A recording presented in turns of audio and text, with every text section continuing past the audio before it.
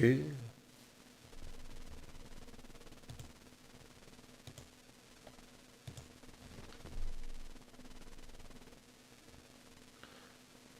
And welcome to Teacher SMP. Today we are looking for Minecraft in the Classroom collaborative gameplay.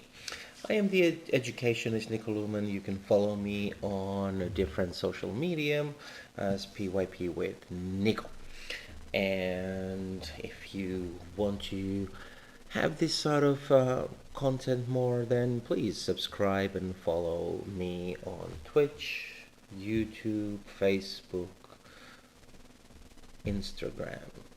So we are live, and today we are going to be talking about what should you do? How can you get things really going on in your classroom?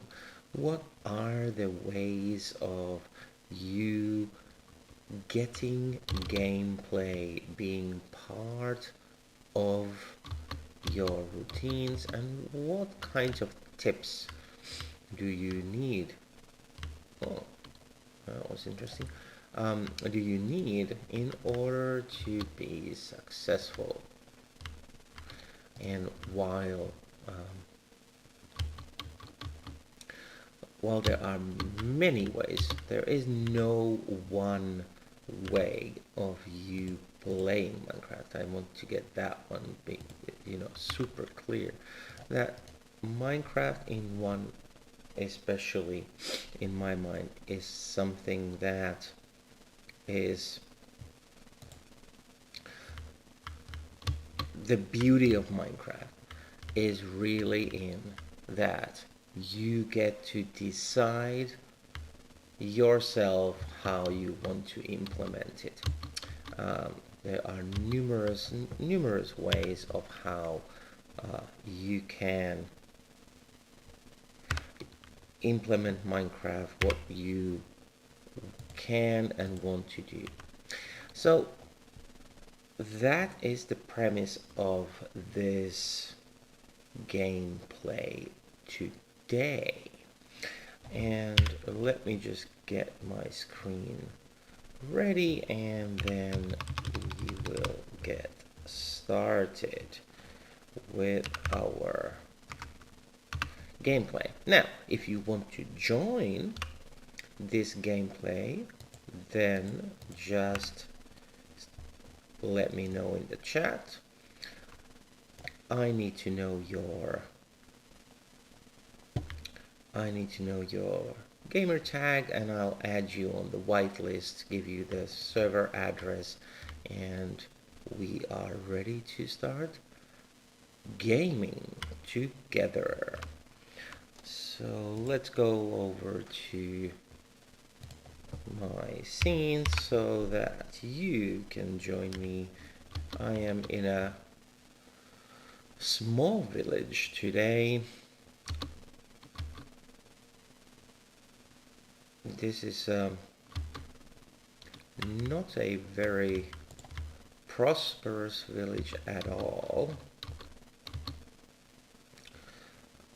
and I will be heading towards the gold mine that I found. I was hoping to find some resources in this village, but they don't really seem to have, other than hay bales. So that is not going to be a very successful raiding for me. So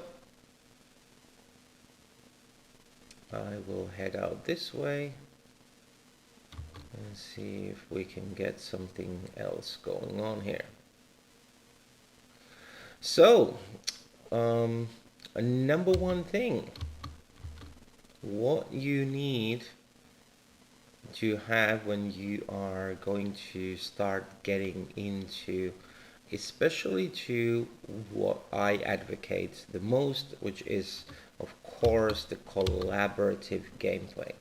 So So for me, Minecraft and its strength, especially for educational use, comes through the collaborative gameplay. So whenever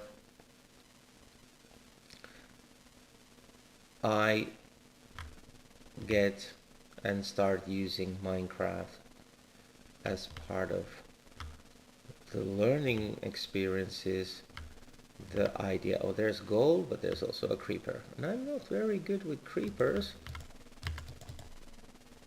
as you can see.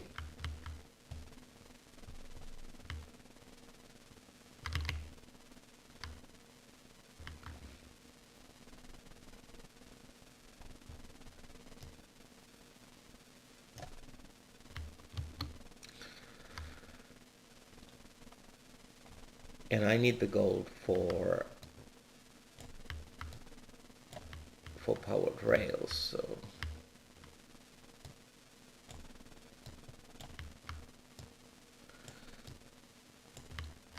that's why I'm here.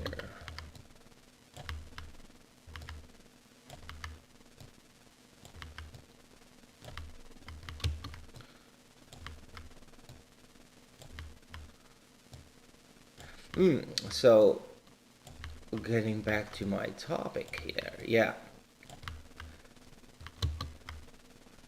So while I think that Minecraft is a great game, I also completely see why some might think that it's a bit of a waste of a time, unless you really recognize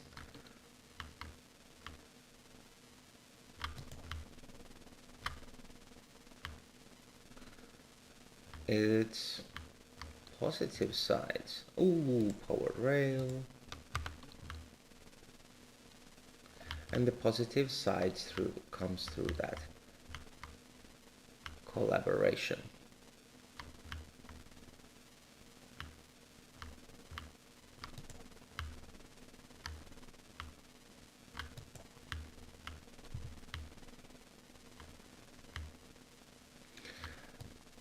Now, to get started with collaborative playing, what you really need to make sure is that you have your classroom essential agreement, and you create your essential agreements in a way that you include then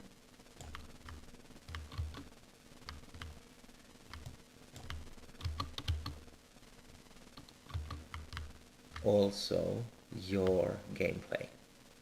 So how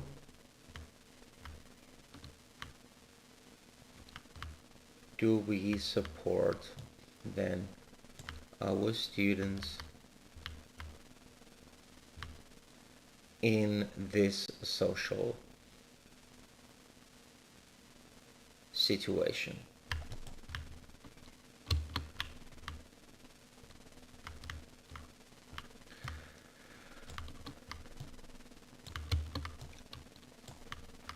So basically it is to enforce that classroom, your learning environment norms in a very concrete way.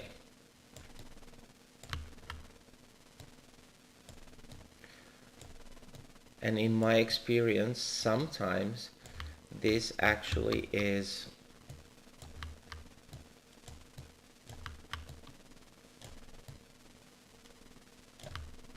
something that the students find very much of, that it is easier for them to access than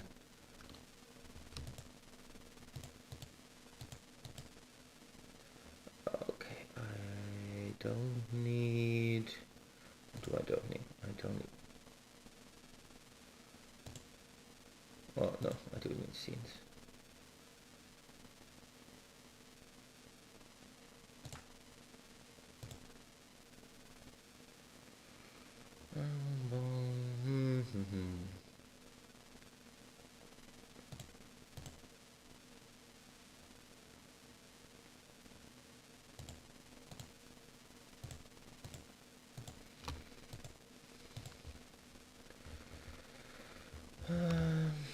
I don't need. I have.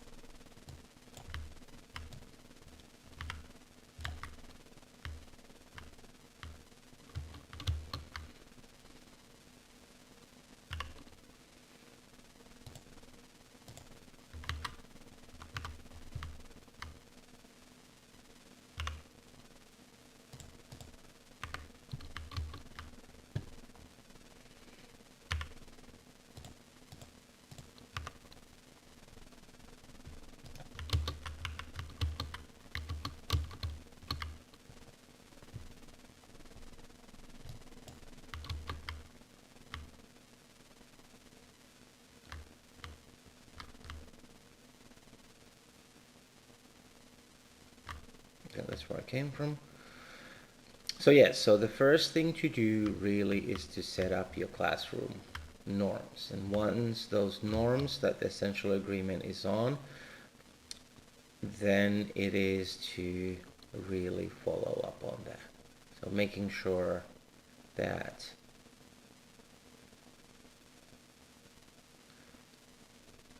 okay, that's not yet. Let's stay inside.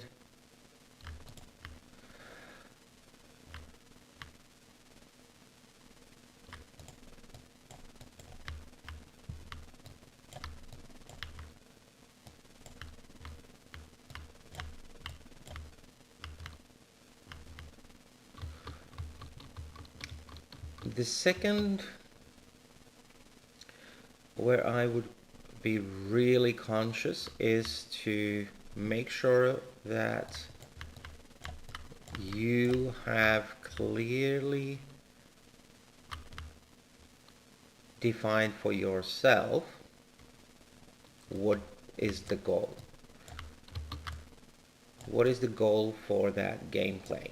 And when you know what is the goal for that gameplay, then it is to take your time to prepare the world. Now, sometimes, depending on your goal, you do not need to prepare for the game at all. Especially the beginning, when you are going to be helping students who are beginner gamers. You're going to give them just a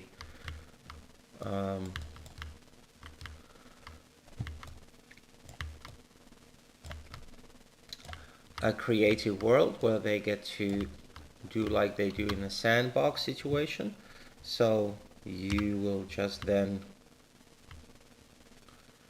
have them playing. You don't need to really create anything in there. But then after your students have gained, or if they are skilled gamers, then you might want to be prepping the worlds for them, whether it is to look for a certain seed that you want, or if you're building a situation for them. So take your time making sure that you're customizing the world where your students are interacting. Or you are going to let your students to do that.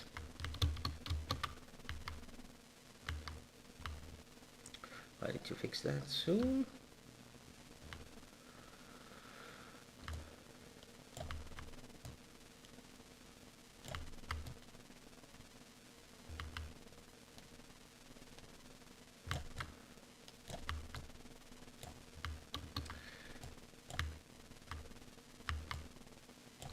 Now the third point, which I think is by far one of the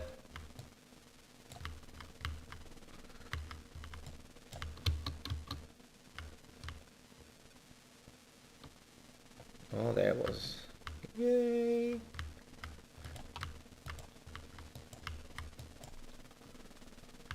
Yeah, zombies I can take on.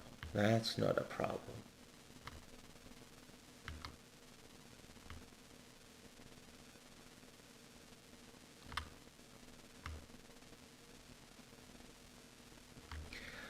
Is to support your online work with documentation. And this is where I am a great believer of really teaching our students the skills that they need so that they are able to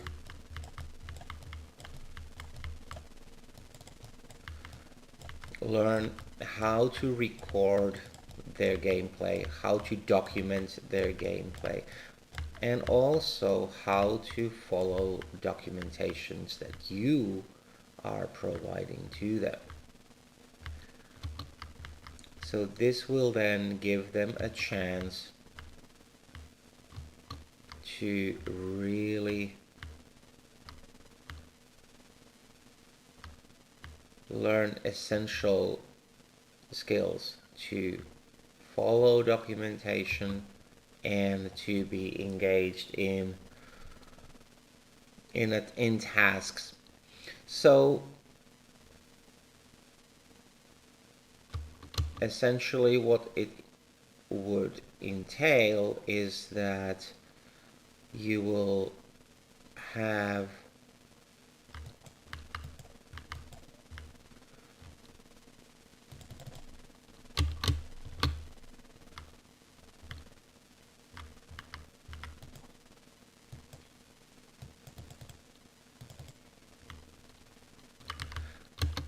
is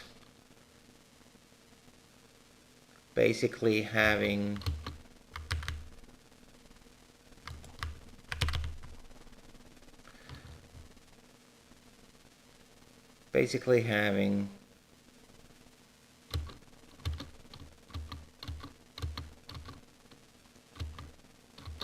documentation available. Oops, no, not there.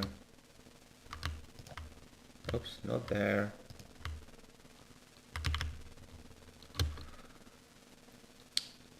Maybe paper copies.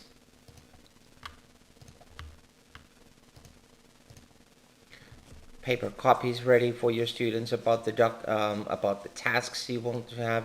I like using task cards. I use a hybrid version of Google Docs and Google Slides where they can add their tasks in so that they know what kinds of tasks that they have. One of the great ideas is to create kind of a, let's see what we have here. Oh, that's a,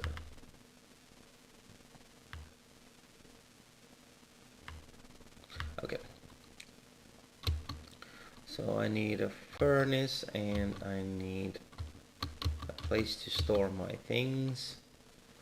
So I can go and get all that gold and coal that they have there.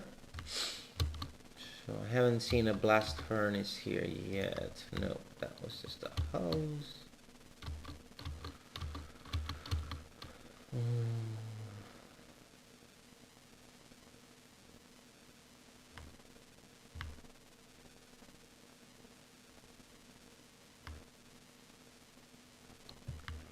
Nope, nothing here.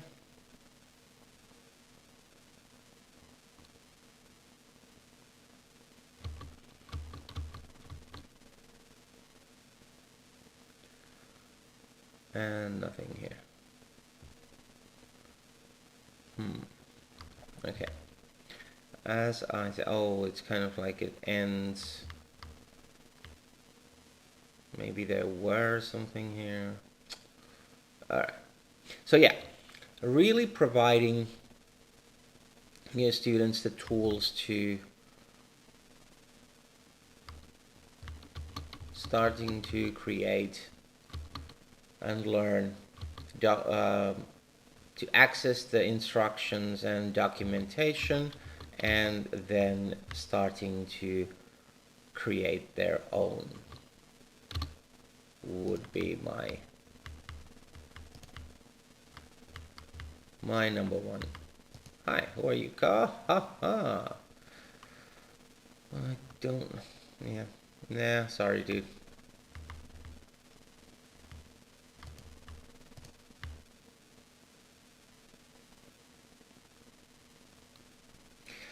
Now, a fourth point, build unstructured time into the lesson times. So, the best way to let the creativity of your students to be free is to have unstructured time.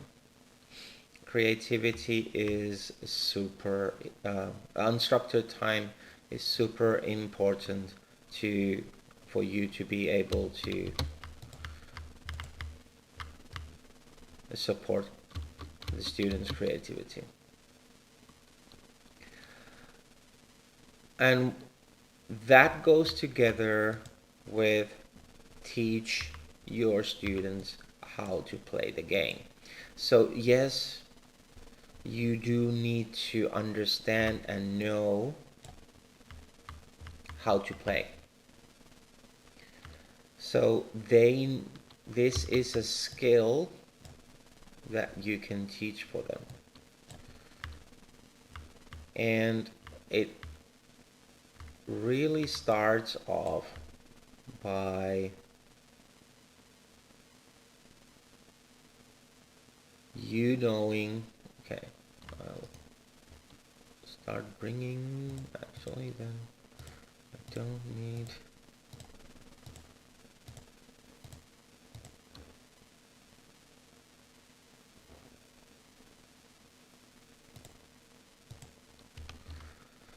these yet, and I could then make a furnace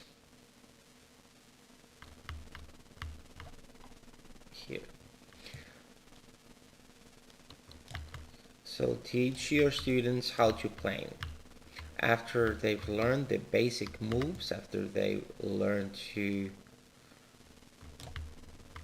use the movement controls and they are happy with those, then it is time for you to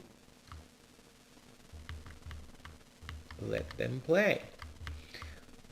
And that's where the unstructured time also comes in handy.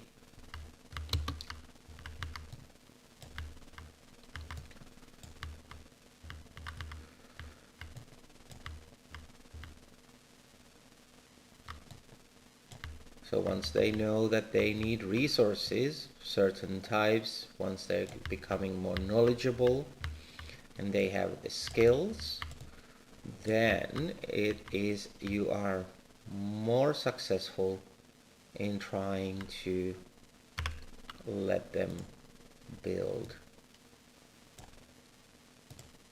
other things.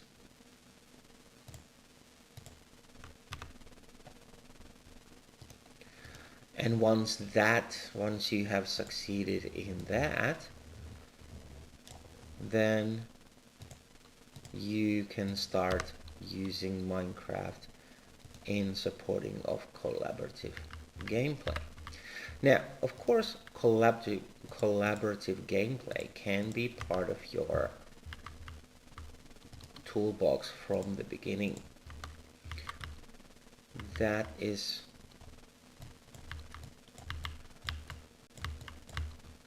always a possibility, because what we can do is that you can support your students by pairing students up in a way that allows your students then to learn as they play together. I like to use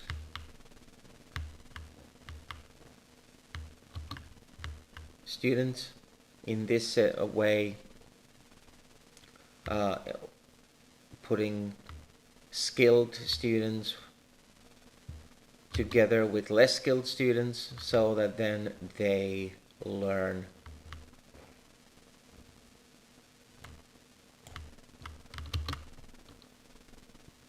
as they play. But sometimes that is not an option for you, for instance, so then you want to have that time for them where they are able to just explore and build their skills on their own.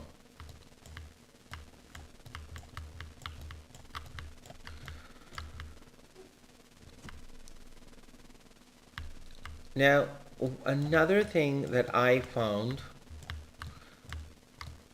which I think it's really unfortunate and surprising, was that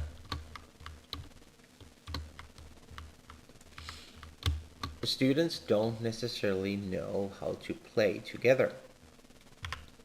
And that is where this collaborative gameplay comes in. You need to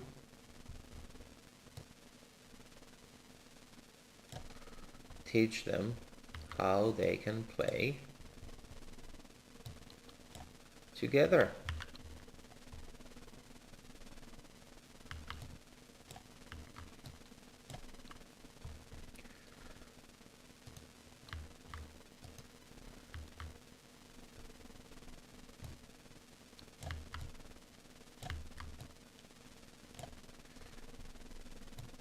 But once you have achieved that,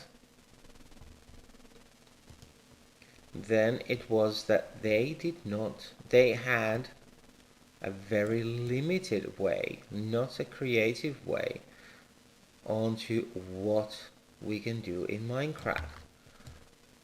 So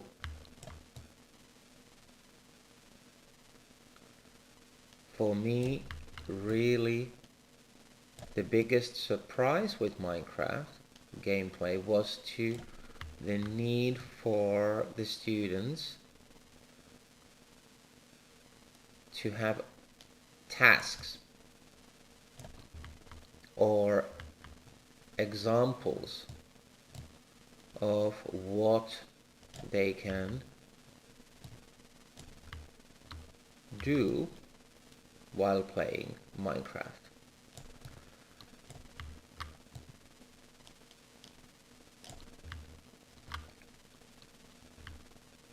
But once that was established, once we started to have these alternative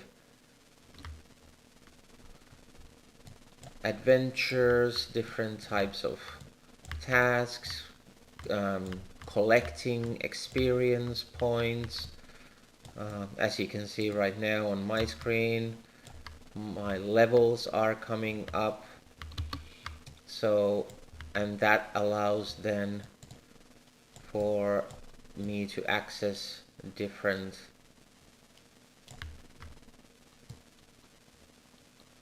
tools and enhancements, and just becoming more knowledgeable about Minecraft and what's in the Minecraft, then it very quickly turned into a tasks that my students also love to do. So they started to invent tasks for each other, which really was my goal. But be prepared that your students don't necessarily know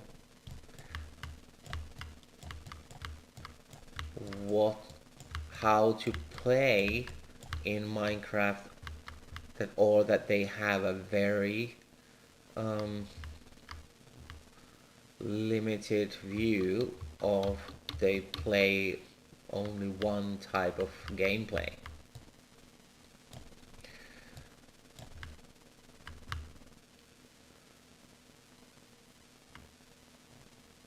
Another part of collaborative gameplay that I really enjoy is different kinds of build challenges. And these are super nice, since you can then have them link up with your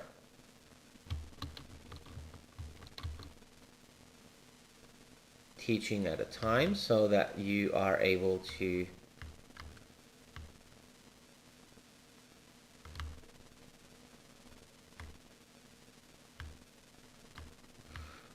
I need to go back if I remember where I was.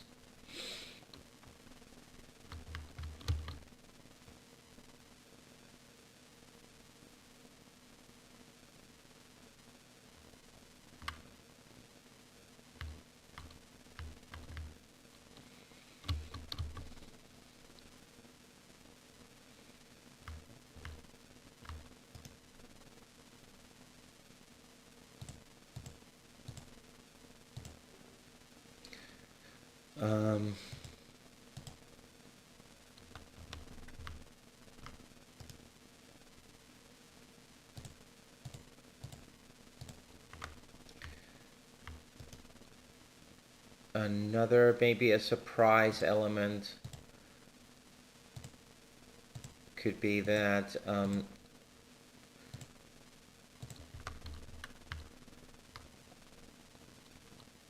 that for some students the openness of Minecraft is actually a huge challenge. And so as a non-narrative game, sometimes you do need to invent the narrative for your students so that they are able to get into that gameplay.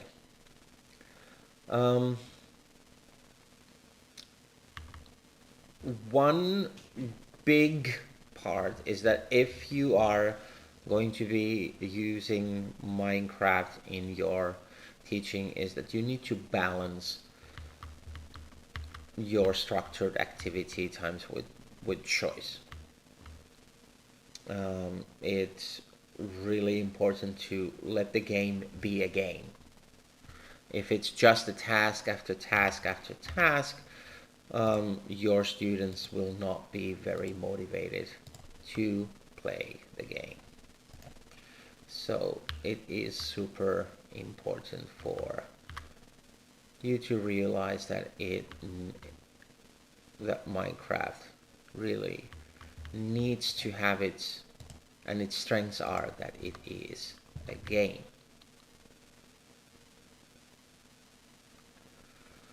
But once you have that, then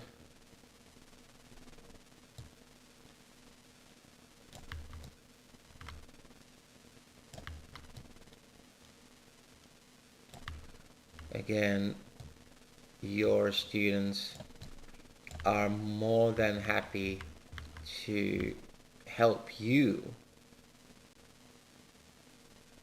find the best parts of the game.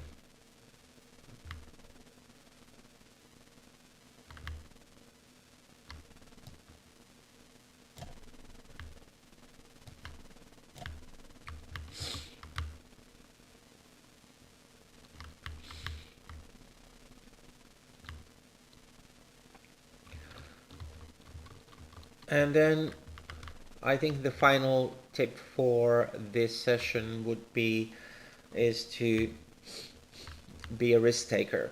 Try, then reflect and reset. Nothing is going to work in, nothing's going to be a success the first time. Just have a go, start small, and build from the small successes that you will have. I think one major element is, and a mistake that teachers make, is that they don't play the game themselves. Play together with your students, especially when you have that open, and then you'll understand why you need to have choice and why you need to let the game to be the game. Because if you do not play, it's easy to make the mistake of just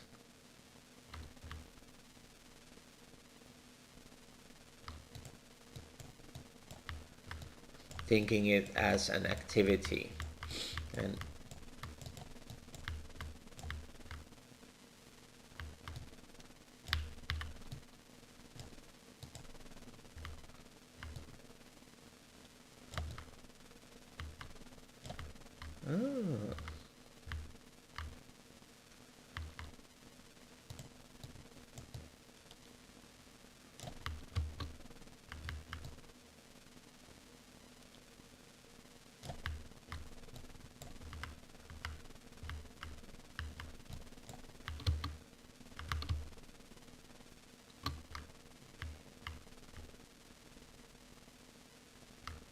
oh, that was fortunate.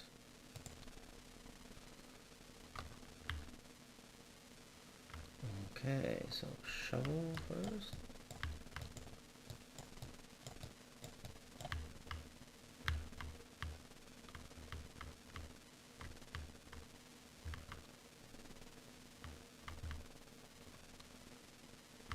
Oh, oh yes.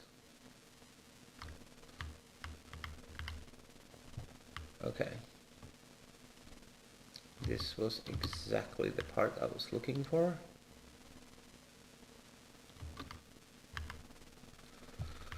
Okay, excellent. So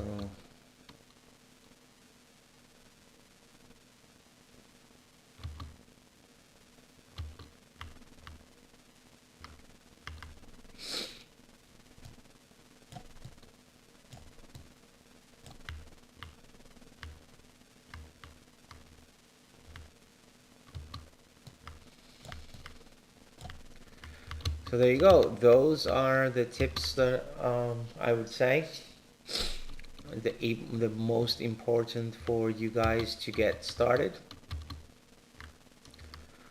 for the collaborative play, since that will then allow you to really be supportive of your students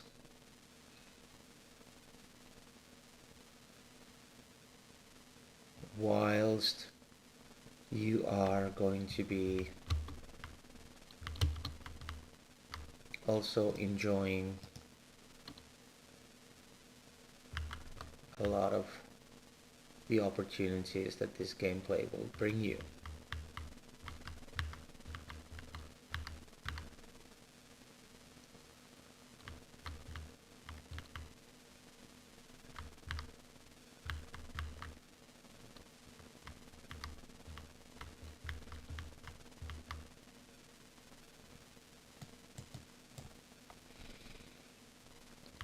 Okay, I'm just trying to figure out what will I do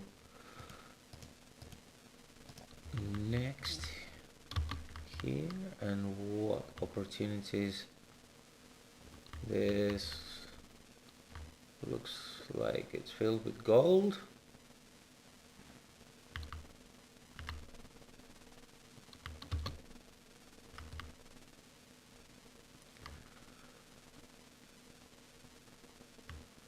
And the water is going to be the elevator to get down to them.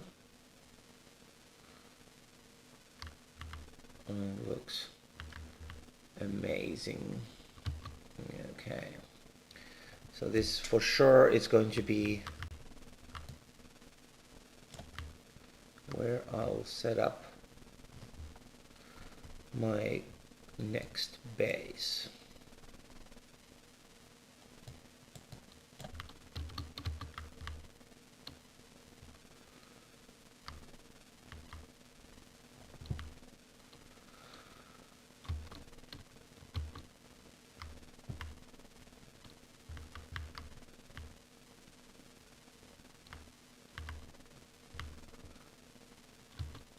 Okay, so I need to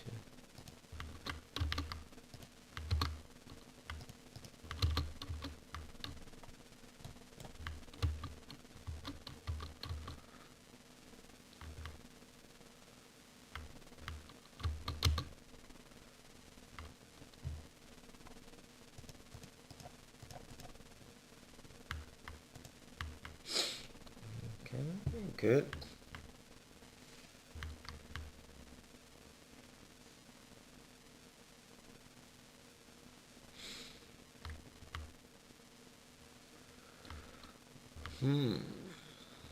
If I want, no, I think I need to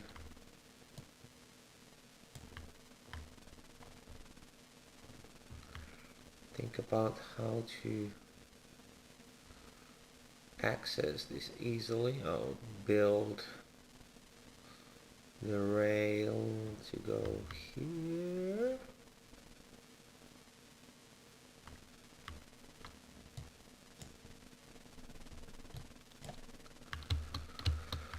And then what's in here? Is there anything else?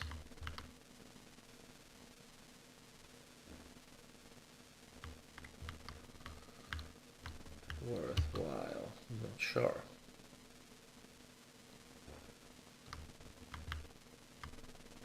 Okay.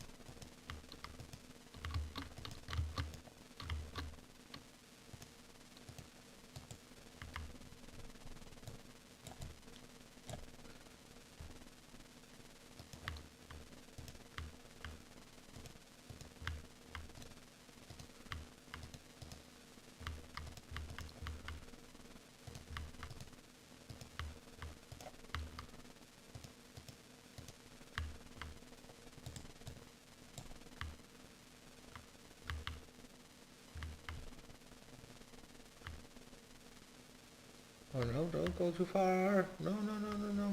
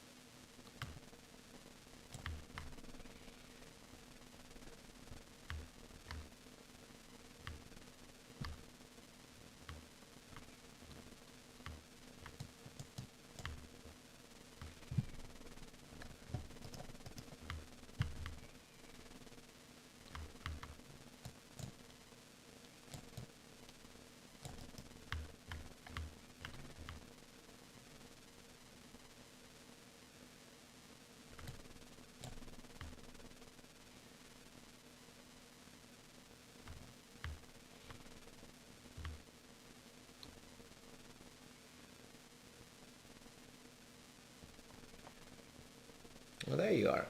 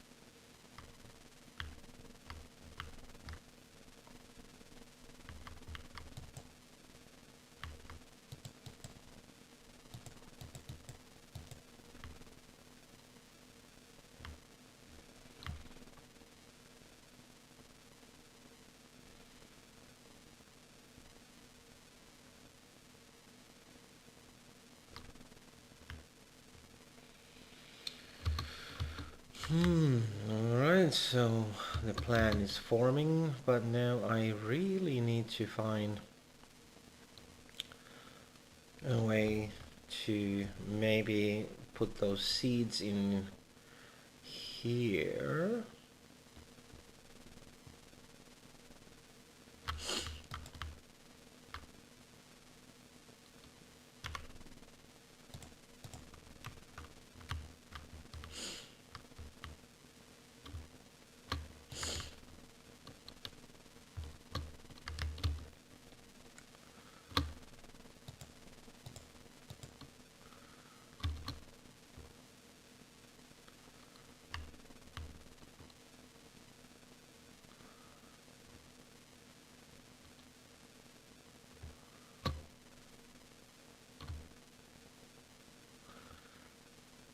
Oh,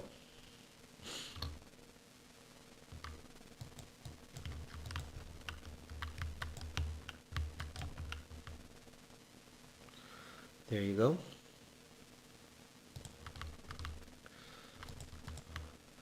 And there was that cartographer, so I'm collecting the sugar cane to then make some papers, and out of the papers then give the cartographer some jobs to do.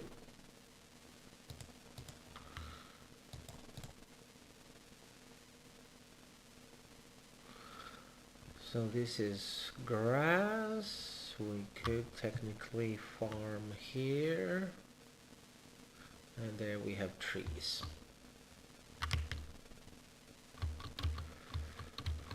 Oh no, yes, okay.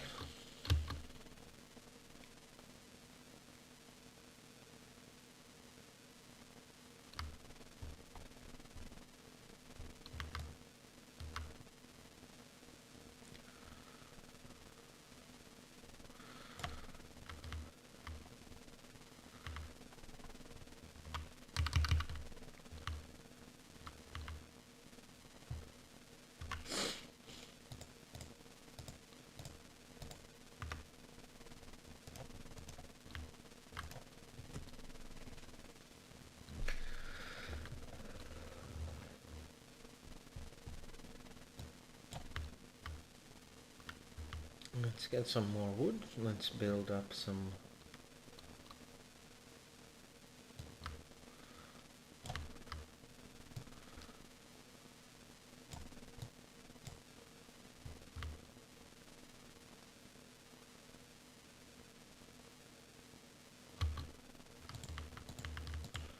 And we've got, yay.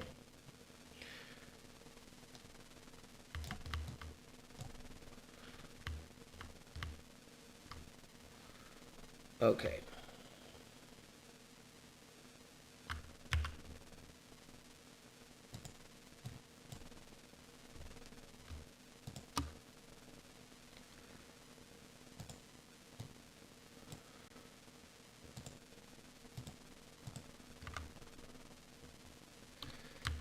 So we'll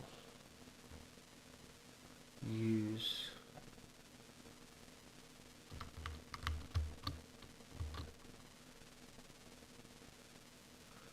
where should we go? We should possibly be close to the village is on that side. But here is maybe the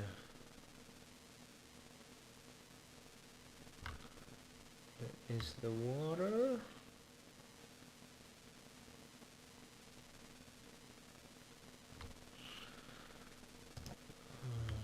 Alright. Yeah, I left the seeds in there. Of course I did.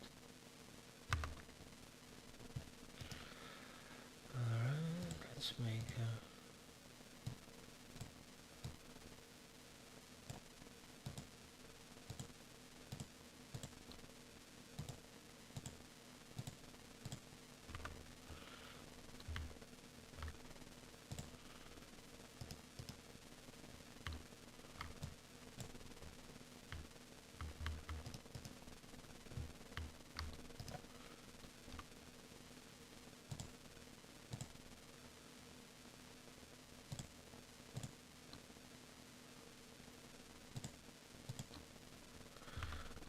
okay, let's get rid of that.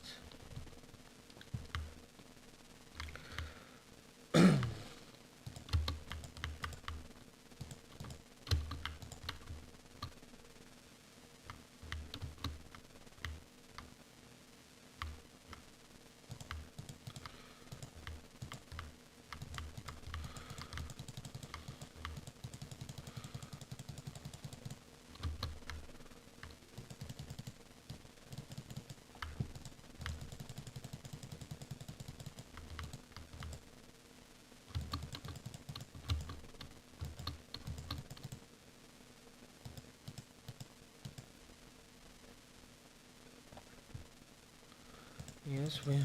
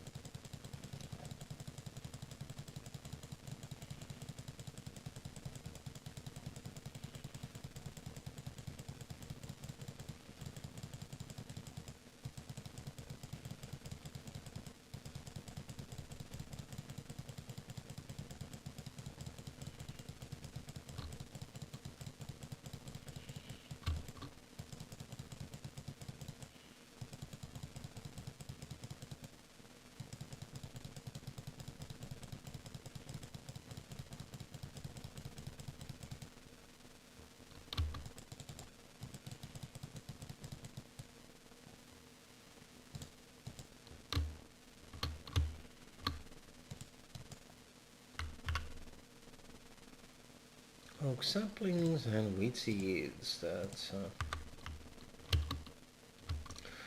what I wanted.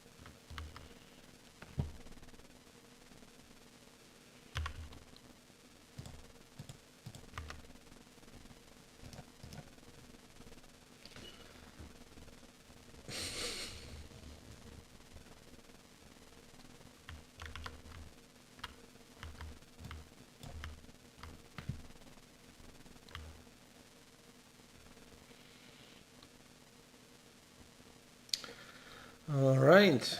So thank you for joining me for today. Now it's time for me to get off from the stream, and I'll see you next week.